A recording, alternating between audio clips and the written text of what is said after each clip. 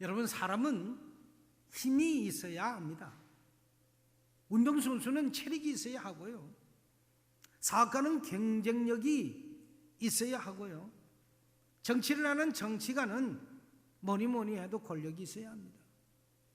그러나 하나님은 우리에게 신구약을 통해서 우리에게 이 능력을 주신다고 말씀하고 계십니다.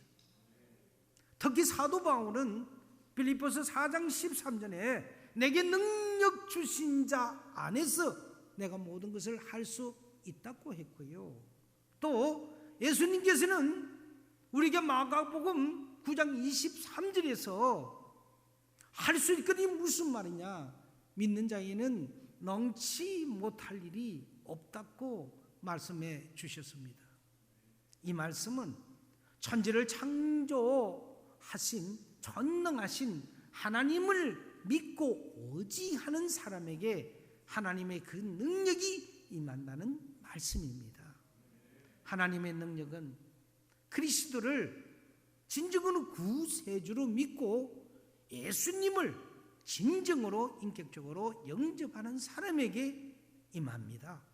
오늘 본문 28절에 보면은 그 후에 내가 내 영을 만민에게 부어 주리니 너희 자녀들이 장래일을 말할 것이며 너희의 늙은이는 꿈을 꾸며 너희의 젊은이는 이상을 볼 것이라고 말씀합니다. 여기서 말하는 꿈이나 이상의 의미는 같은 의미입니다. 표현만 다를 뿐인 것입니다.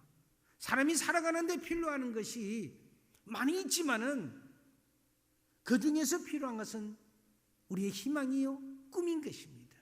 꿈이 없는 사람은 인생을 살아가는 맛이 없고 그 삶이 초라해질 수밖에 없습니다. 사람은 꿈이 있어야 삶의 의미와 보람을 가질 수가 있습니다. 잠언에 보니까 꿈이 없는 백성은 망한다고 하셨습니다. 그러므로 내가 지금 어디 있느냐 하는 것도 중요하지만은 내가 어떤 사람이 되어야 하는 것이 더 중요합니다. 우리 그리스도인에게는 꿈이 있어야 합니다.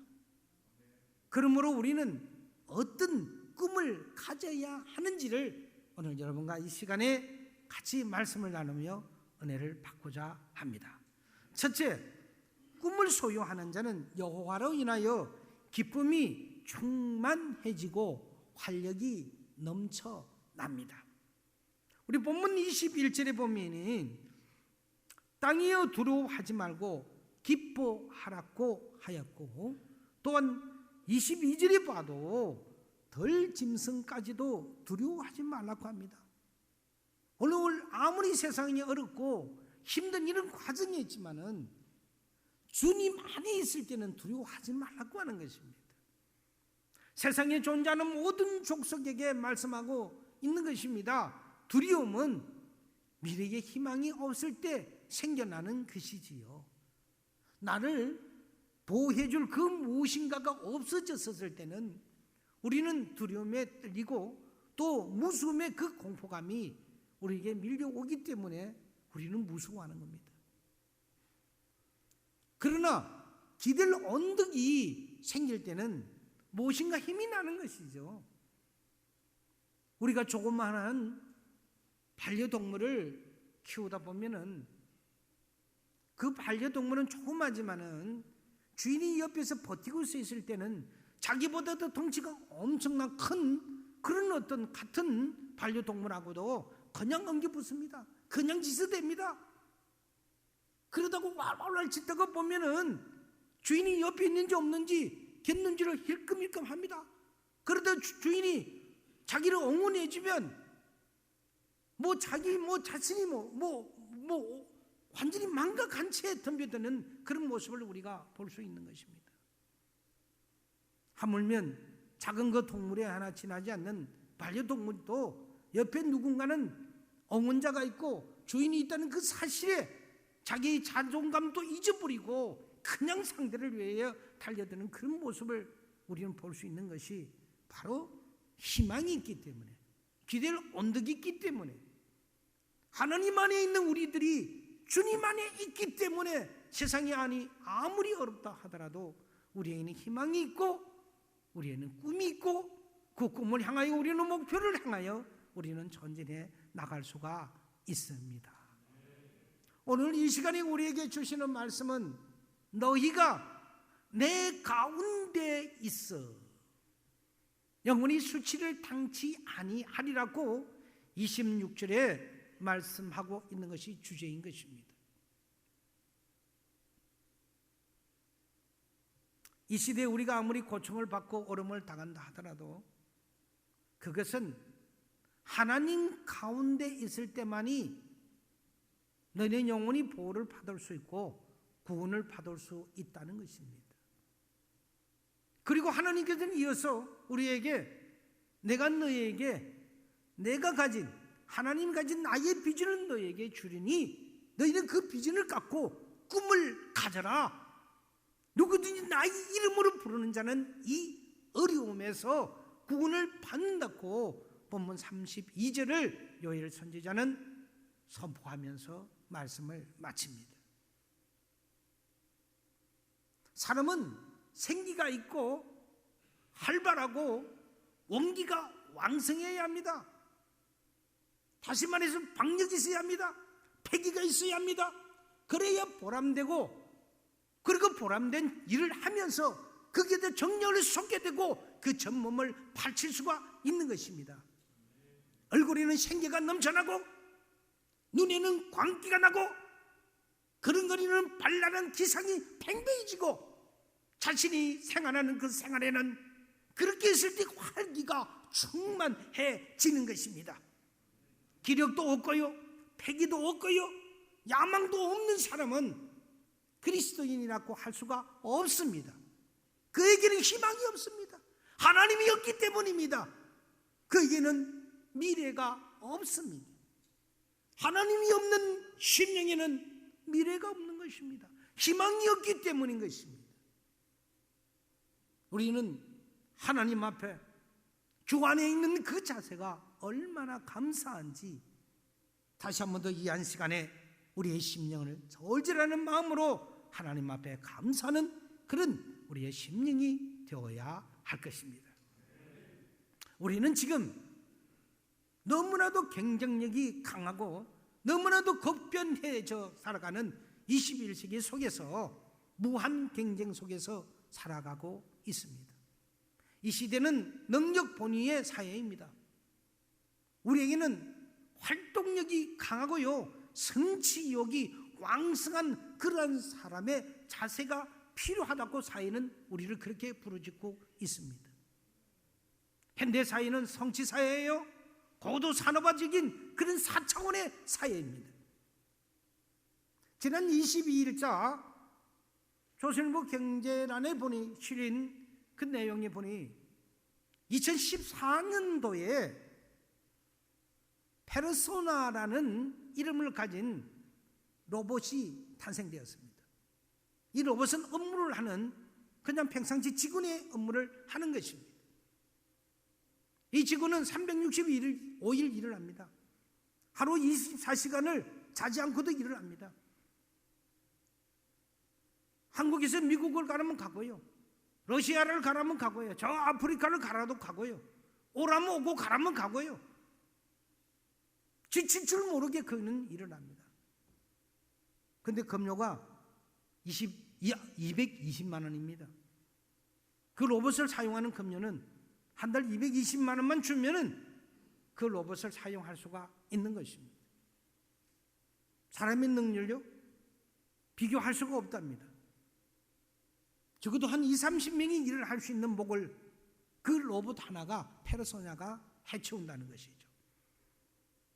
그리고 그는 잠시도 쉬지는 않습니다.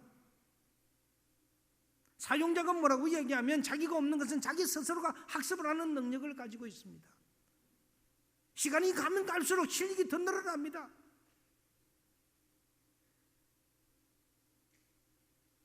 시대의 이 무한 경쟁의 AI 시대에 살아가는 우리는 아무리 과학이 발달되고 그러한 것이 범람한다 할지라도 하나님은 예나 지금이나 같은 하나님이시라는 것입니다.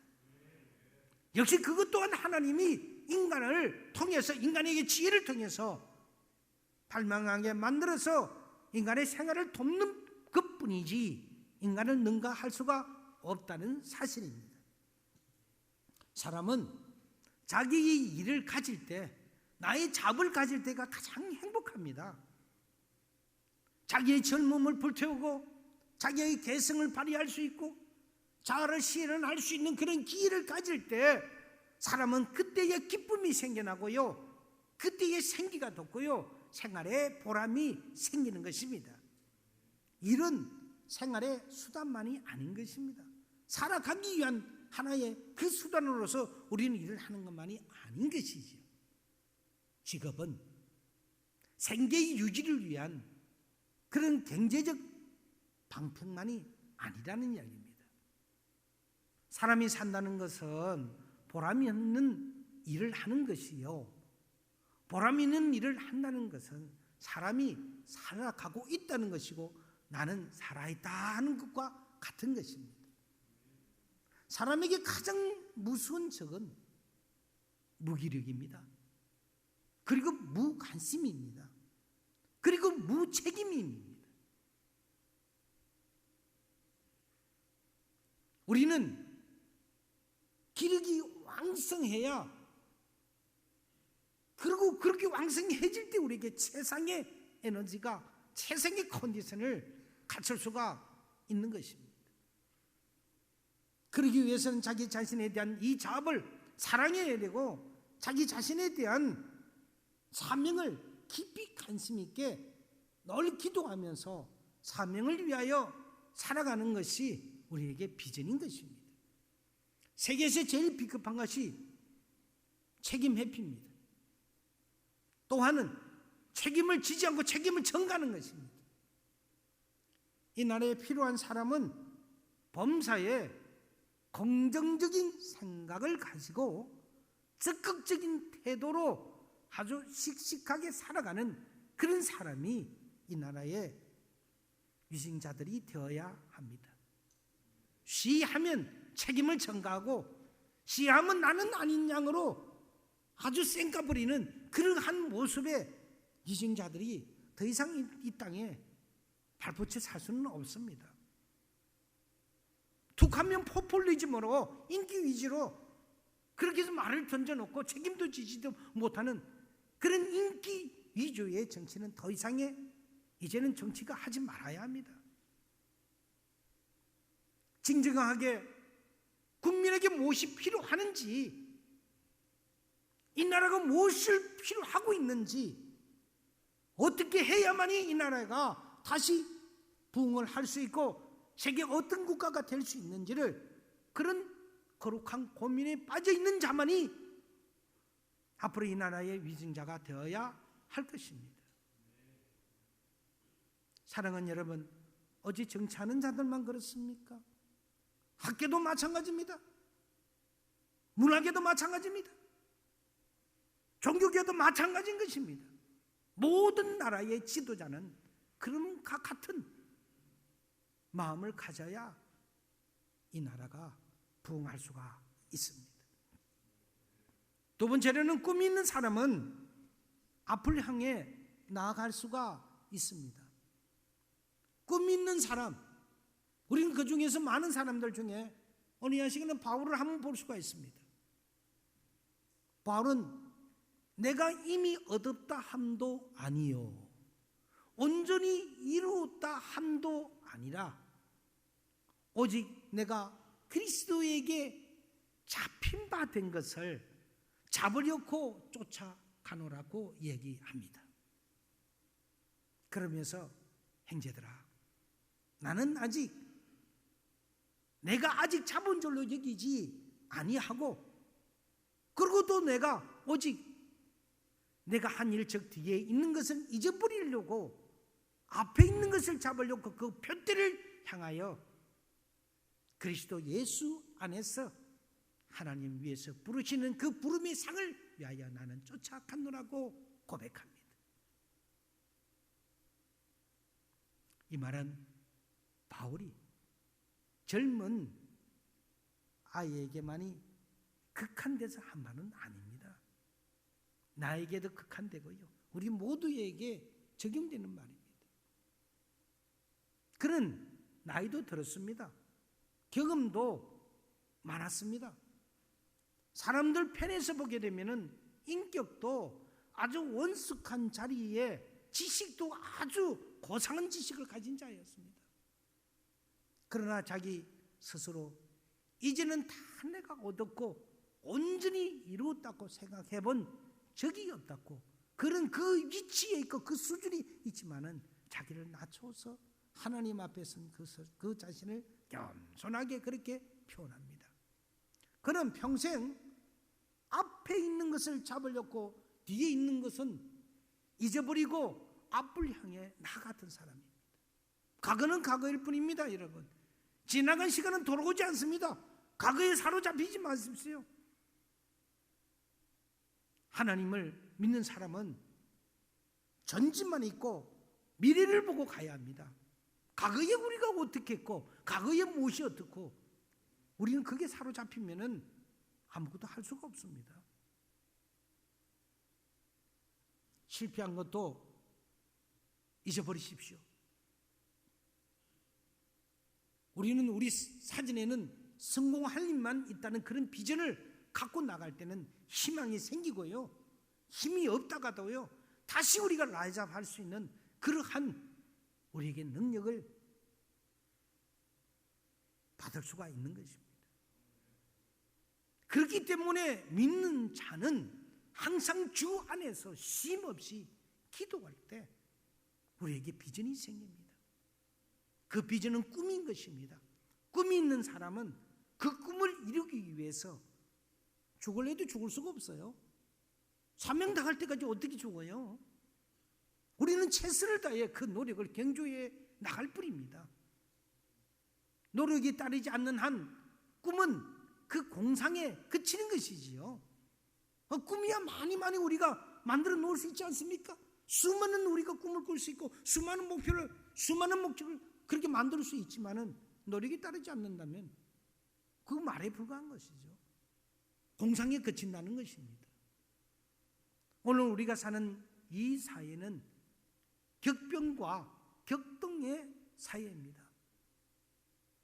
변화의 속도가 너무 빠르다고 했습니다. 고도하게 발전되어가는 이 과학의 기술의 발전은요, 세계 모든 이가 일일 생활권으로 묶어버렸습니다. 우리 과거 보십시오. 부산과 서울만 가더라도 한양길인데 말을 타고도 열흘씩 걸리고 보름씩 걸리지 않습니까? 고속도로가 놓이기 전에는 하루 일일 생활권이 되지가 않았습니다. 그런데 이제는 KT 타면은 2시간 조금 지나면은 2시간 30분 하면 서울 부산이 통과합니다. 이런 2시간 만에 이제 가는 거는 맞는다 그러죠. 이제 더 빠르니까 몇 시간? 40분 만에만 나오는 거는 맞는답니다. 얼마나 빠른 시대에 우리가 살고 있습니까? 한국과 미국을 통해서 한국과 미국을 태평양을 지나 제일 가까운 곳이 로스앤젤레스의 캘리포니아입니다. 그까지 가는 데는 약 10,000km 정도 시간이 걸립니다. 비행기가 예를 들어서 가면은 초승달 예를 들어서 약 750km로 높게 가면은 약 12시간 걸리게 됩니다. 그런데 이제 그것을 단 2시간 반 만에 통과한다고 합니다. 그러니까 세계가 일일 하루 생활권으로 묶여지는 거예요. 부산에서 아침에 일어나고 KT 타고 서울 가서 아침 먹고 출근하듯이 이제는 한국에서 아침에 일어나서 비행기 타고 미국 가서 근무하는 시대가 되었다는 이야기예요. 인터넷도 얼마나 발전이 되어 있습니까? 과거에는 정보란 것은 내가 상대에게 전해줄 때 상대가 전할 수 있고 상대가 내게 전해줄 때 내가 들을 수 있고 그래서 정보를 받을 수밖에 없지만 이제는 양방향입니다. 서로가 주거니 받거니 바로바로 이제는 정보가 줄 때 받을 때 그런 게 없어요. 우리는 배우지 않으면 객변한 이 사회에 적응할 수가 없고 적응할 수 없으면 하루하루 우리는 상실감에 빠질 수밖에 없습니다. 쉬지 않고 배우는 그러한 자세가 되지 않으면 우리는 사회에 낙오될 수밖에 없습니다. 변하는 사회 속에서 설자지가 없어지게 된다는 것이지요. 물론 지금 우리가 살아가는 이 시대에 저도 제가 들고 있는 이 스마트폰을 다 이용할 수가 없습니다. 어마어마한 기능이 있는데도 그 기능을 반이나 사용할까요? 아마 반도 사용하지 못하는 것 같아요. 그러나 그 고객은 사용하든 못하든 아랑곳하지도 않고 그 스마트폰은 지속적으로 변해갑니다. 그런데 우리는 배우지 않고 공부하지 않아요? 결국 우리는 어떻게 되냐? 우리는 꼰대 소리 들어요. 꼰대. 꼰대가 뭡니까? 우리가 젊은이들이 하는 소리는 너와 나 사이는 뭔가 벽이 있어서 통하지가 않아. 교통이 안 돼. 커뮤니케이션이 안 돼. 그러니까 저건 뒷방이 있어야 저건 꼰대야. 그렇게 하는 것 같은 거예요. 요즘에 10대들과 얘기를 해보세요. 20대와 얘기를 해보세요. 세대 차이를 느낍니까? 뭔가 통하지가 않습니까? 이미 그렇게 느끼면 나는 앞으로서 공부해야 되겠구나. 위기감을 느껴야 된다는 것이지요. 대학을 졸업했다고요? 공부가 다 끝난 겁니까? 사람의 생애는 죽는 날 그날까지 배우고 공부하는 학생의 신분으로 사는 것이지요. 오늘 우리 젊은이들요, 잘 들으세요. 학부를 졸업하고 끝났고 학위를 받았다고 해서 이제는 난 끝났어. 공부학은 끝났어. 이제는 내 사회에 나가서 열심히 나는 직장생활하고 열심히 비즈니스 하면 살 거야. 아니에요. 사회는 무한 경쟁 속에서 자신과의 싸움은 더 시작되고 상대와의 싸움은 더 치열해집니다. 학생 신분에서 더 공부 많이 하세요. 할 수 있으면 더 많이 해두세요. 그것이 우리가 무한 경쟁에서 이길 수 있는 길입니다.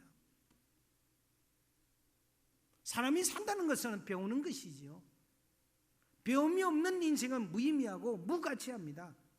이 사회의 변화의 속도가 빠르기 때문인 것입니다. 학교에서 배운 지식은 10년도 써먹을 수가 없어요. 다만 기초가 될 뿐이지요.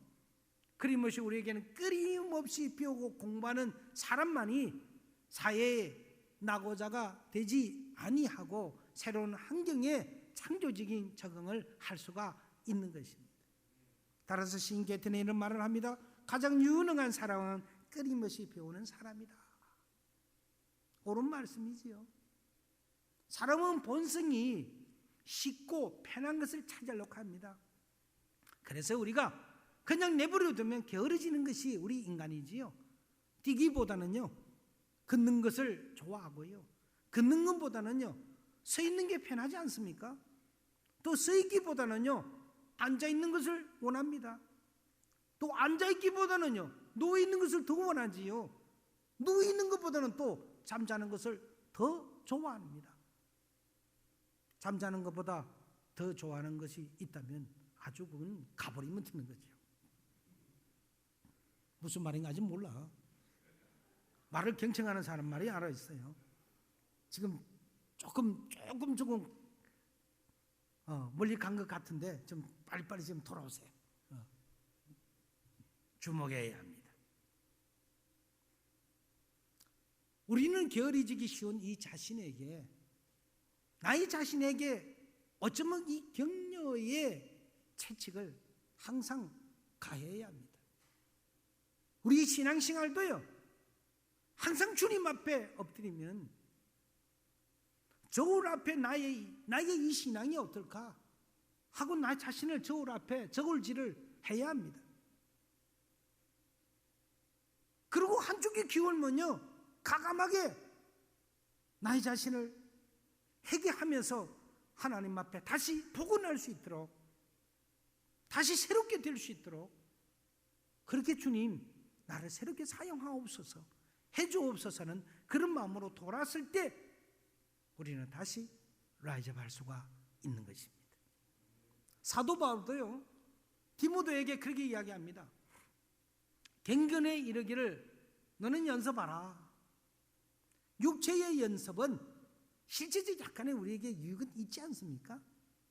그러나 이 경건의 이 지경에 들어가면 금생과 내생에 대한 복이 오가는 그 복을 받게 된다고 했습니다. 우리가 지금 살고 있는 이 현세와 죽어서 우리가 가는 그 천국에 대한 복을 아우러서 가지고 있을 수 있는 그러한 심오한 진리를 깨닫는다는 말과 같은 말입니다. 연습을 통해서 향상되고 연습을 통해서 반복적인 것을 통해서 우리는 모든 것이 발전될 수가 있습니다. 어느 누구는 그렇게 질문을 했습니다. 목사님, 기도를 잘하면 어떻게 하면 돼요? 했어요. 제가 첫 마디가 그랬습니다. 연습하라 했습니다. 아니, 기도도 연습해요. 연습 기도가 있어요. 그래요. 아, 믿지? 기도를 잘하려면 잠문을 많이 읽고 시편을 많이 읽으면서, 그래서 너 자신과 비교해서 기도를 또 연습이 필요하단다. 기도를 통해서 적어라. 기도문을 적어봐라. 적고 적으면서, 그래서 또 그 적은 것을 다시 또 읽고 읽어라. 그것이 내 것이 되었을 때는 이제는 그 기도가 기초가 되어서 그것을 응용하면 기도가 잘 된단다.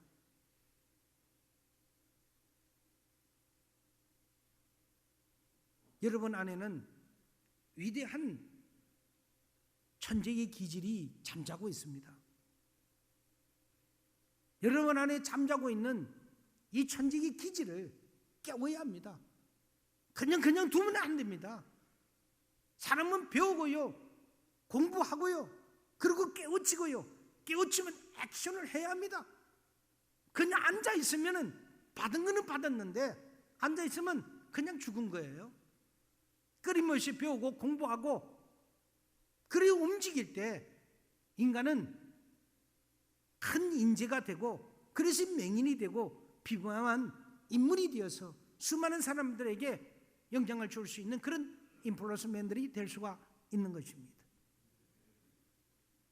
물론 사람이 완전한 존재가 될 수는 없습니다. 완전한 분은 하나님 한 분밖에 안 계시지요. 그러나 사람은 완전을 향하여 끊임없이 우리는 노력을 추구해야 되고, 우리는 그쪽으로 달려가야 하는 것입니다. 완전히 이루지는 못하지만 완전까지 우리는 가기 위해서 경주해야 하는 것입니다. 우리 예수님처럼 우리는 될 수는 없습니다. 그러나 그리스도의 장성한 분량에 이르기까지 그 자리를 지키기 위해서 끊임없이 노력하고, 하나님이 그 온전하신 가치, 온전한 자리를 향해 나아가는 것이 우리의 신앙인 것이지요. 그래서 도전 받아야 되는 것이지요. 이렇게 치면 넘어가고 저리 치면 넘어가고 물길이 치면 치는 대로, 바람이 불면 부는 대로 흘러가는 부평초와 같은 그런 것은 아니라는 것이지요. 믿는 사람은 줏대가 있어야 됩니다. 믿는 사람은 중심이 있어야 됩니다. 아니면 아니고요, 기면 기고요, 확실한 뭐가 있어야 되지, 아닌 것 같기도 하고 그런 것 같기도 하고, 이런 인생은요, 신앙생활을 하더라도요 성공하지 못합니다. 꿈이 없기 때문입니다. 꿈 있는 사람은 그 꿈을 향하여 표태를 정했으면 그 표태를 향하여 비록 피곤하고 힘들고 어렵더라도 그 길을 향하여 가는 것입니다. 그게 꿈이 있는 사람이에요. 셋째로, 꿈이 있는 사람은 성실할 수밖에 없습니다. 사람의 덕 중에서 가장 귀한 덕은 성실입니다. 여러분, 성과와 성실을 아십니까? 결과는 성과를 내는 것이 성실을 내는 것은 아닙니다. 큰 저수지가 있습니다. 그 큰 저수지에서 출발점에 수많은 사람이 서 있습니다. 오늘의 미션은 저 건너편에 있는 호수를 건너는 것이 미션입니다. 그리고 출발전에 수많은 사람이 있는 곳에서 땅 하고 종이 울렸습니다. 수많은 사람은 저 목표를 향하여 어떤 일을 급하게 물을 뛰어들어가 그냥 헤엄을 쳐서 들어가고요. 수행에 좀 약한 사람은 주위로 돌아보고 나를 의지할 것이 없는가 보고 큰 나무 토막이 있는 그 나무 통을 얼싸고 나무를 의지해서 그렇게 해서 헤엄을 쳐가고요. 어떤 사람은 이리저리 돌아보면서 좀 더 뭔가 없나고 보니까 다치게 져가는 나룻배라도 하나 있으니 그거를 갖고 노적으로도 갑니다.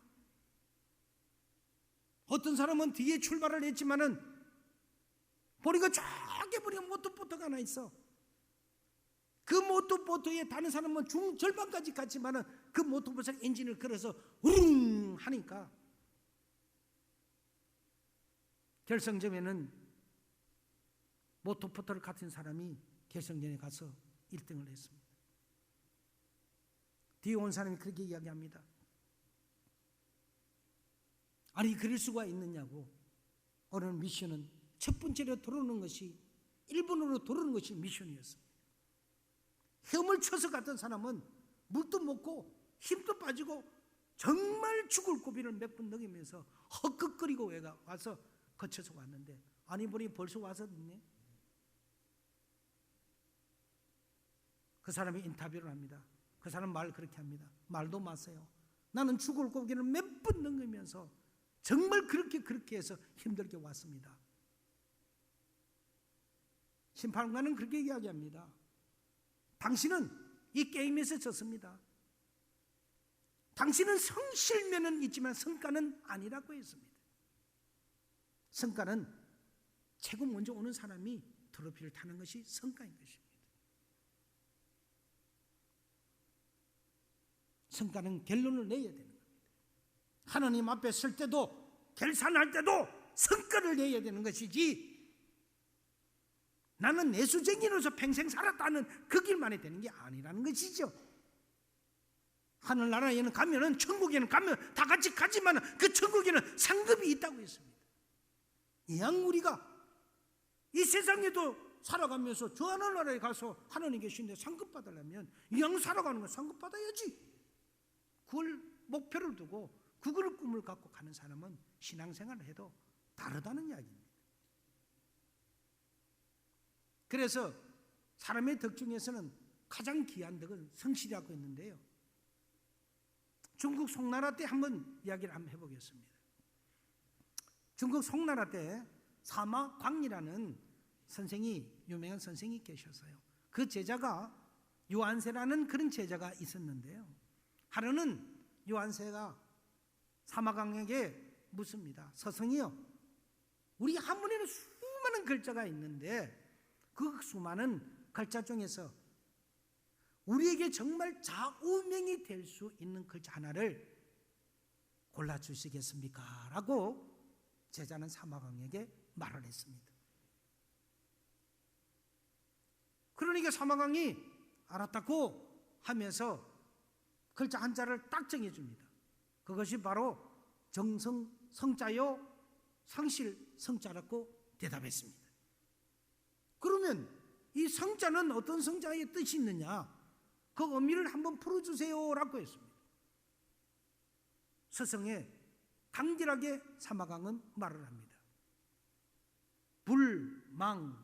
아니불자에 망할 망자의 말씀 은이에요. 그러니까 망령된 자의 말씀 은자로 얘기를 하니까 거짓말하지 않고 남을 속이지 않는 것이라고 대답을 합니다. 성실은 거짓말이 없는 것입니다. 성실은 거짓이 없지요. 결과일 뿐이지요. 그래서 정성성자는 앞에 말씀 은별이 들어가고 이룰 성자가 들어가는 것이죠. 말씀 은별이 들어가는 것은 뭡니까? 행동보다는 말이 앞서야 된다는 것입니다. 뭐 말만 앞세워놓고 행동을 언행이 일치되지 않는 걸 이야기하는 게 아니에요. 말의 순수가 먼저라는 것입니다. 말을 우리가 하기 위해서는 먼저 심령이 먼저 앞서 있는 것이죠. 심령이 앞서질 때 생각을 했을 때 그 생각이 작은 골에서 명령을 내려서 언어로 토해져 나오는 것이죠. 그래서 말이 있을 때는 벌써 마음에서 우려 나오는 그 생각이 있을 때 말이 나와지는 것이죠.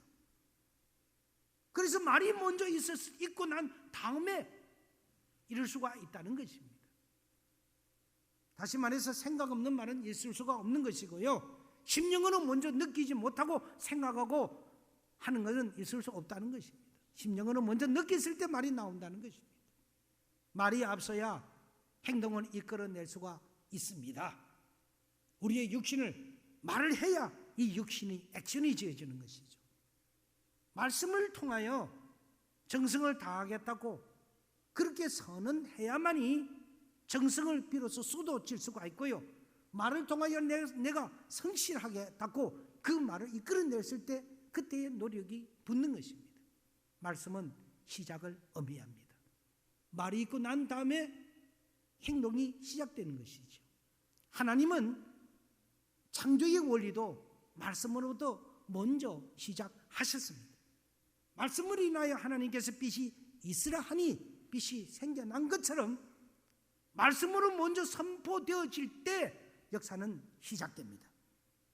인생을 허망하게 살지 않기 위해서는요, 자신을 향하여 먼저 선포하십시오. 나는 하나님 안에서 무슨 일이든지 할 수 있다, 이렇게 외쳐보십시오. 빌립보서 4장 13절에 나오는 말씀처럼 내게 능력 주신 자 안에서 내가 모든 것을 할 수 있다고 말을 하고 나아가 보십시오. 불가능이 있는지 없는지 내게 능력 주신 자 그분 안에서 내가 그 능력을 다하는 것은 특수한 능력, 익스프레스 파워. 다시 그 말을 신약으로 헬라어로 번역해 보면 그 원문에는 뭐라고 하느냐, 카리스마라는 그 단어로 표현되어 있습니다. 이 단어는 하나님만이 주시는 능력을 의미하는 것입니다. 사람이 주는 그런 경력 아니라 하나님만이 나에게 주시는 그 말씀, 오늘 나에게 주신 말씀, 빌립보서 4장 13절, 마가복음 9장 23절, 그 말씀이 나에게 지표가 되어야 하는 것입니다. 주님 안에 있는데 불가능이 왜 있어요? 주 안에 주님이 함께 하시는데 내가 부족한 게 뭐 있습니까? 불가능한 게 있습니까? 하나님이 행하시는데요. 이런 믿음이 기초적인 믿음, 아주 초등학생 믿음으로 보이십니까? 수없는 말을 수백 번, 수천 번 골프를 다 들어도 행동으로 응하지 않은 그 믿음은 죽어 있는 믿음입니다. 이 보세요. 아멘 소리 아무도 안 하잖아요. 동의 안 하겠다 이 말이죠. 너는 죽게라. 나는 이러고 있을 테다. 그렇게 한번 해보자 이거지요. 오늘 울통 보고 한번 해볼까요? 하루 종일 해볼까요?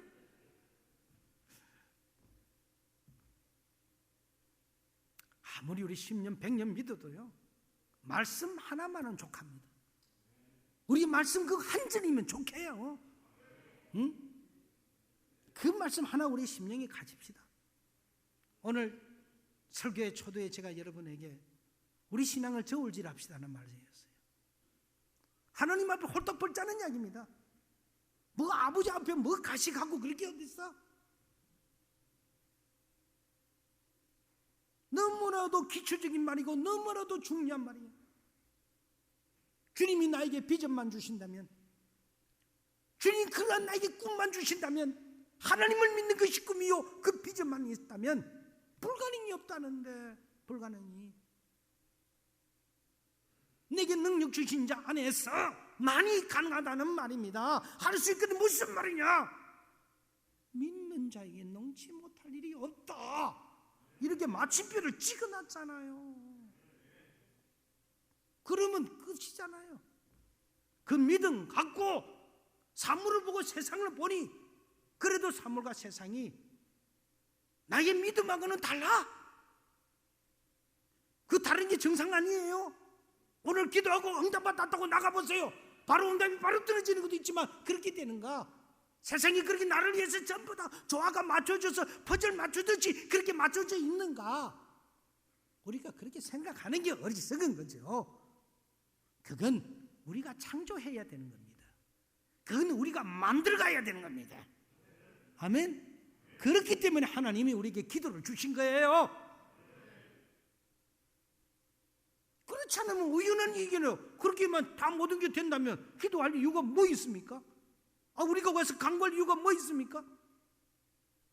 하나님이 다 알아서 하시는데 아니라는 것입니다. 우리는 주님 앞에 새로운 것을 구할 때만이 우리는 주님 안에 피조물이라는 사실입니다.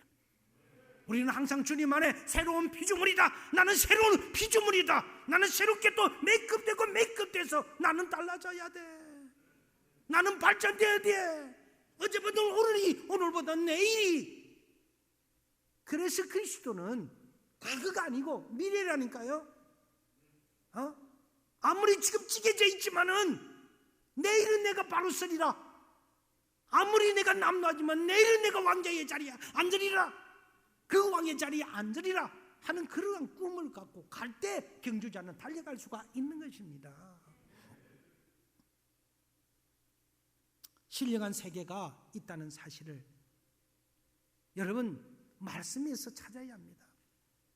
이 신령한 세계가 있다는 사실은 하나님 말씀을 통해서 나의 영안을 열어주시고 그래서 천국과 지옥이 있다는 사실도 알게 되고요.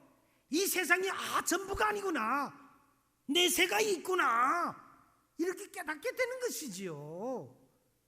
이 세상이 전부라면 까짓거 이 세상만 될 대로 되려 막 캐사라 세라 하고 살대로 살고 죽을 때 죽으면 뭐 되지. 이렇게 살 수도 있지 않겠습니까? 왔던 데가 있으니 우리는 돌아갈 때가 있어서 돌아가셨다.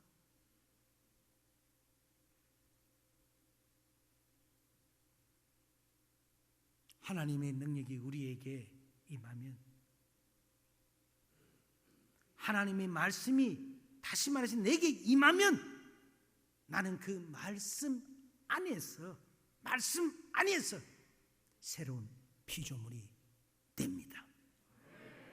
그래서 우리가 힘을 내고요. 그래서 이 전부가 아니구나. 이 세상이 전부가 아니구나. 비록 나에게 잡히는 게 없다 하더라도 내일은 내가 잡을 수가 있구나 하는 그런 희망을 갖고 열심히 우리는 그 길을 향하여 나가자고요. 아멘입니까? 인생의 승리가 무엇입니까? 여러분 인생의 승리는 무엇이라고 생각합니까? 인생의 승리는요 성실입니다. 하나님 앞에서 성실이란 말입니다. 요령 피우지 말고 게으름 피우지 말고 하나님 앞에서 뭐 요령 피우고 게으름 피워 이유 없어. 하나님 앞에는 성실해야 합니다. 정직해야 합니다. 그래서 그 하나님 앞에 설 때 우리는 그럴 때만이 부끄러움이 없는 사람이 되는 것입니다. 우리가 작은 일에도 성실한 사람은요 큰 일에도 성실합니다. 꿈이 있는 사람은요 그 요셉의 삶의 그 비결을 한번 보십시오. 그 꿈꾸는 자가 오도다. 그 형제들이 요셉을 질투해서 웅덩이에 파묻어 죽이려고. 그래도 그 큰 형이 안 되니까 마음이 아프니까 아래 차라리 팔아버리자. 지나가는 사마리아인한테 팔아버리고. 그래서 노예상이한테 팔려가가지고 노예로 살면서도 그 집에서 그래도 보니까 참 요셉이 그래도 출중하거든. 양심이 바르거든. 성실하거든. 주인이 잘 봤단 말이에요. 주인이 자기 아내보다도 더 잘 봤단 말이에요. 그러니까 나중에 그가 비록 의심을 받고 그가 하지 않는 그 어떤 데도 많은 오해를 받아서 감옥까지 살지만은 하나님은 그거를 경험을 통해서 그 성실을 통해서 하나님 내가 그때 너를 보리라. 애굽 땅의 총리가 되었을 때 그때 내가 너의 영광을 보리라. 하나님의 영광. 할렐루야. 성실의 결과는 쓰임 받는 것입니다. 나에게 주어진 이 하나밖에 없는 이 생명은요 무엇을 위해서 바치겠는가? 내 육신을 위해서 좀 더 살다가 그래서 끝내버리겠는가? 아니면 내가 보람된 일을 하기 위해서는 정말 내 인생에 있어서 하나님 빼놓고는 아무것도 없어 하면 주님을 위해서 한번 살아보자고요.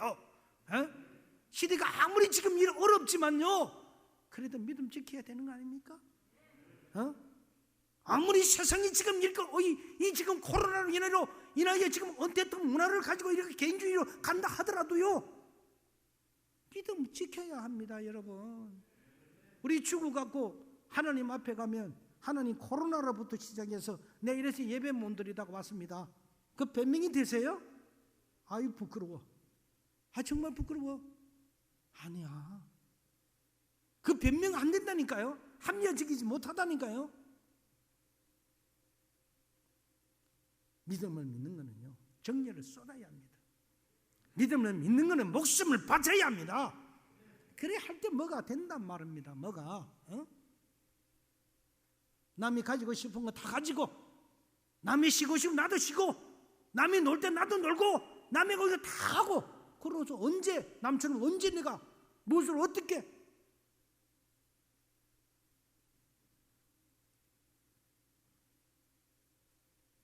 얼마만큼 정성을 바쳤느냐, 얼마만큼 하나님 앞에 성실히 인생을 살고.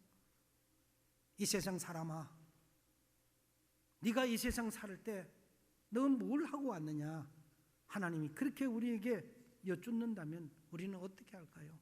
하나님, 세상에서 적당히 믿다가 막 그렇게 살다가 하나님 왔습니다.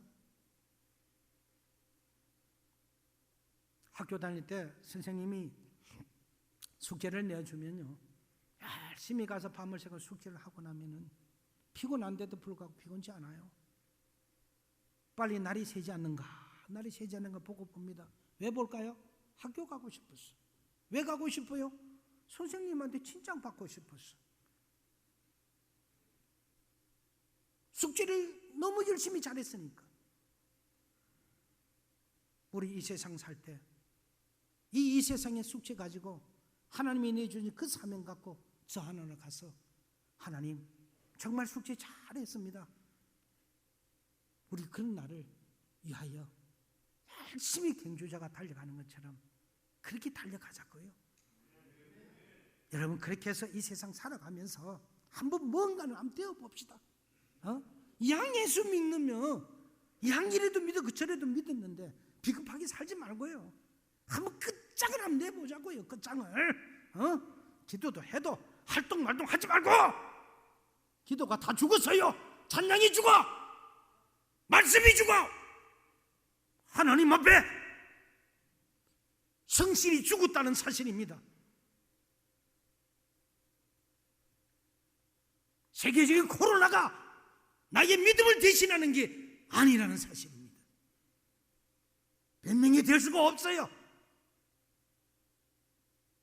이 한 시간에 주님 앞에, 진정으로 주님 앞에 엎드려서 하나님 나에게 주신 선물, 그 믿음, 하나님 나에게 주신 그 비전 갖고 하나님 살겠습니다. 이 한 시간에 우리 짤막하게 한번 1분간이라도 우리가 언택트 문화로 인하여, 코로나로 인하여 성실하지 못한 것 하나님 앞에 한번 회개하면서, 하나님 다음 시간이라도 열심을 전하여 찬양이 죽어 있는 찬양 살리겠습니다. 기도가 죽어 있는 기도 살리겠습니다. 그런 믿음 갖고 하나님 나아갈 수 있도록 해달라고, 우리 다 같이 머리 숙여 1분간 같이 우리 하나님 앞에 기도.